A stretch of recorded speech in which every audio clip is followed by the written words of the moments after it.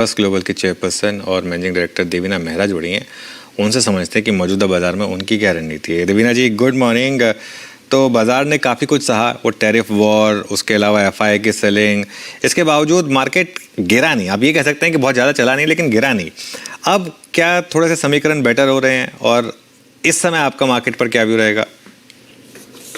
Good morning. तो tariff, जो विदेशी टैरिफ थे, वो तो उसमें नेगेटिव खबर थी, पर अच्छी खबर भी आई है। जो अपने टैरिफ है, जो कि जीएसटी पे, तो जीएसटी का तो अधिक लगभग सभी कंपनीज पर असर आएगा।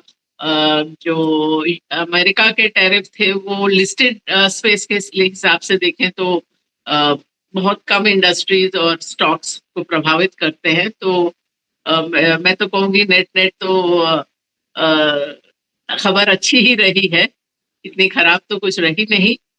ये जरूर है कि कुछ हद तक जो इंडेक्स में नजर आता है कि कितना रेजिलियंस रहा, कितना इंडेक्स टिका रहा, वो स्टॉक लेवल पर स्थिति थोड़ी भिन्न है। कल भी हम लोग देख रहे थे कि आप चाहे 500 देखें या स्मॉल कैप या मिड कैप इंडेक्स, तो इंडेक्सेस तो ऊपर से 6 से 9% गिरे हैं, लेकिन अभी भी जो मीडियन स्टॉक है, जो बीच का स्टॉक है, वो 22, 25, 26% गिरा है। 20% से अधिक स्टॉक ऐसे भी है जो 50% से भी ज्यादा घटे हैं। तो इसीलिए शायद आपके दर्शकों को ज्यादा दुख दर्द महसूस हो रहा हो, जो इंडेक्स में पूरी तरह से कैप्चर नहीं होता है। तो देवीना जी, इस समय मार्केट में, भारतीय मार्केट में आप कहाँ पर मौके ढूंढ रही हैं? आपके हिसाब से अपॉर्चुनिटीज कहाँ हैं? देखिए, कुछ चीजें तो हम लोग कुछ समय से ही ओवरवेट है। मैं बोलूंगी 1.5-2 साल से फार्मा, हेल्थ केयर और ऑटो कंपोनेंट्स, इसमें तो ओवरवेट रहे हैं हम लोग 2024 के शुरू से ही लगभग। और उसके अलावा जहां पिछले कुछ महीनों में वेटेज बढ़ता गया है, वो है एफएमसीजी। तो ये बैंक में ओवरवेट नहीं है, पर पहले से ज्यादा होल्डिंग है। तो लगभग यही हमारी पोजीशनिंग बनी हुई है। केमिकल्स वगैरह में तो आपको स्टॉक बाय स्टॉक जाना पड़ता है, तो उसमें कुछ नए पिक्स आए हैं पिछले 2 रीबैलेंस में, पर वो सेक्टर का कॉल नहीं होता। Okay, that's a stock specific call. अच्छा मैम, आपने ये जो, देवीना जी नमस्कार, पहले तो वीरेंद्र बोल रहा हूँ। एफएमसीजी में आपने बात कही, ये मैम थोड़ा वाइट गुड सेगमेंट में आपका रुझान कैसा है इस बार? हाँ, वाइट गुड में 1-2 स्क्रिप्ट्स तो आके डोमिनेट कर रही हैं, but not sector as a whole. White good पे आपका टेक, यहाँ पर भी आपने कोई सेक्टोरियल कॉल ली है फिर स्टॉक स्पेसिफिक? अभी सेक्टर एज अ होल पे तो ऐसा कोई बहुत विशेष पॉजिटिव बना नहीं, पर मे भी अभी देखते हैं। अब सितंबर में फिर एक बार, सितंबर अंत होने के बाद एक बार फिर रीबैलेंस करेंगे, तब एक बार फिर देखेंगे।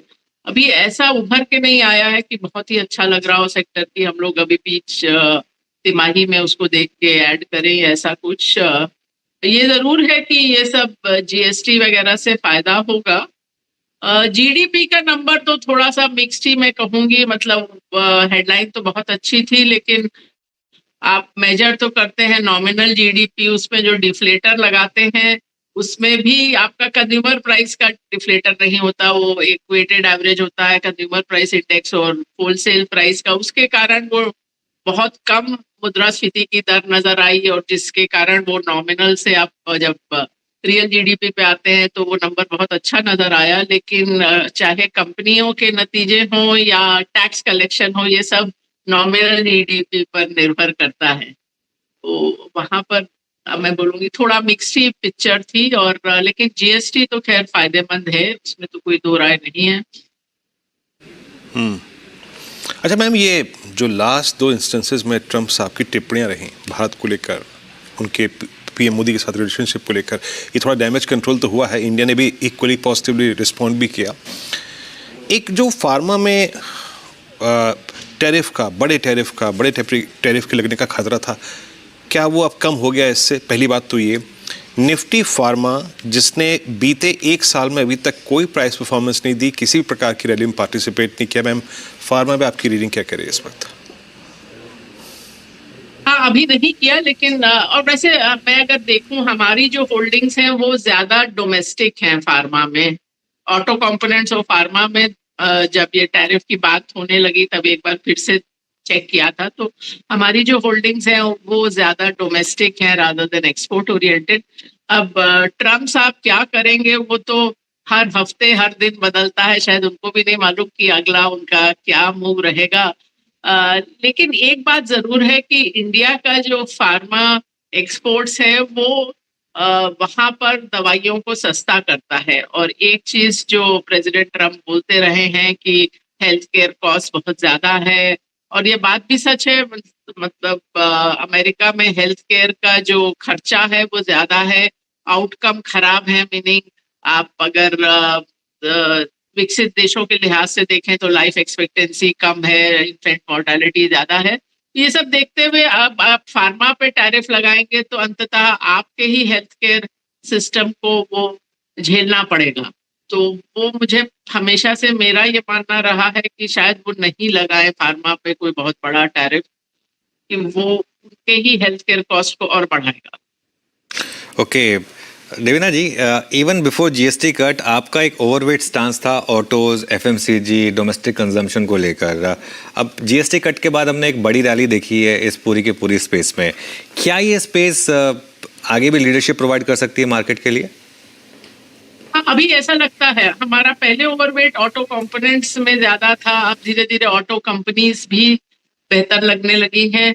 और एफएमसीजी में, हाँ मतलब एफएमसीजी में एक्चुअली बीच में 1.5 साल कंजम्पशन खराब था, और पिछले 6-8 महीने में वैसे भी कंजम्पशन एक्सिलरेट हो रहा था। और मेरे लिए जो दूसरी चीज सबसे महत्वपूर्ण थी कि मुद्रास्फीति की दर घट रही है, इन्फ्लेशन घट रही है, और खास करके कच्चे तेल और इवन खाद्य पदार्थों का दाम घटा है। ये नहीं कि उसमें इन्फ्लेशन कम हुई है, वो दाम घटे हैं। तो वो सब में वो जो आपका घर का बजट है उसमें ज्यादा जगह बन जाती है एफएमसीजी खरीदने के लिए। वो मेरा एक मानना था कि ये, और जो कच्चे तेल की बात है वो उसके हिसाब से बहुत सारी जो उत्पाद बनाने में जो इनपुट यूज होती है उनके दाम गिरते हैं। तो कुल मिला के दोनों चीजें जो टॉप लाइन के लिए, मतलब सेल्स के लिए और मार्जिन, दोनों चीजों के लिए फायदेमंद रहेंगी, ये मेरा पहले भी मानना था। और जीएसटी से तो थोड़ा और एडिशनल फायदा होगा। ये जरूर है कि 2-4 महीने लगेंगे सब चीज सेटल होने में, कि जो पाइपलाइन में डिस्ट्रीब्यूटर और रिटेलर के पास सामान है, तो अब अभी कल तो सरकार ने उसमें भी थोड़ी छूट दी है। तो ये जरूर है कि मैंने पहले ये सोचा था, खाली इन्हीं 2 सेक्टर के लिए नहीं, कि ओवरऑल आपका दूसरी तिमाही से नतीजे बेहतर होंगे। अब वो थोड़ा बहुत आगे चला जाएगा, क्योंकि जब तक ये सारी खबरें आई हैं, अब सितंबर तो आधा निकल गया है, तो बहुत समय बाकी नहीं है। तो जहां तक नतीजों का सवाल है, वो अब इम्पैक्ट शायद तीसरी तिमाही में आए बजाय दूसरी में। ओके बिल्कुल। तो और इस समय आप कहाँ इन्वेस्टमेंट्स कर रही हैं, खासतौर से भारत में कहाँ आपको और मौके इस समय अच्छे दिख रहे हैं? हाँ, मैंने जैसा आपको पहले शुरू में ही बताया कि कहाँ कहाँ हम लोग ओवरवेट हैं, और बाकी कुछ सेक्टर में आपको, मतलब ये तो एक स्टॉक देख देख के लेने पड़ते हैं, जैसा मैंने केमिकल का नाम लिया या मेटल्स में, वो सब में आपको थोड़ा देख के लेना है। बाकी जो ओवरऑल ओवरवेट है वो वही है, pharma, health care, auto components, FMCG, banking. जैसे मैंने कहा ओवरवेट नहीं है, लेकिन जितना हम लोग अक्सर होल्ड करते हैं उससे ज्यादा होल्ड कर रहे हैं। अच्छा मैम, एक प्रश्न आपसे पूछूंगा, फाइनल वन, लास्ट वन। आपने केमिकल का जिक्र किया जिसमें आप केस टू केस और स्टॉक स्पेसिफिक होकर बात कर रही थी। मेटल्स दूसरी कमोडिटी का वंश जो कि अभी तेज़ी पकड़े हुआ है, चाइना के रुख को देखते हुए आपको क्या लगता है कि मेटल्स को भी चेस करना चाहिए? आप लोग चेस कर रहे हैं क्या, और कितना अंश दिया है आपने मेटल्स को इस वक्त अपने पोर्टफोलियो में?